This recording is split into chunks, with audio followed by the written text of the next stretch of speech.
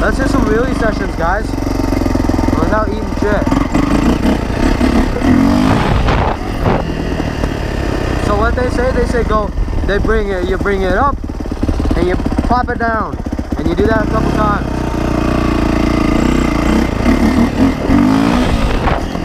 See, you pop it up, you bring it down, using that tool right there. It's called a back brake. It saves your life when you do these things.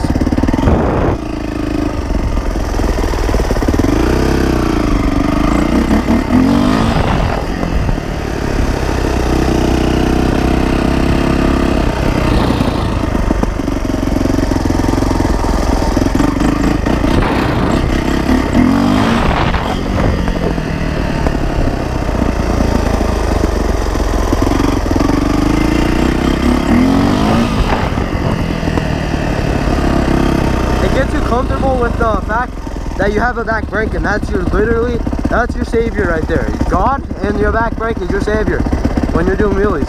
So by repeating that repetitive motion, going up and then hitting your back brake to make, oh my god, back brake to bring it down, you're simply putting that in your mind.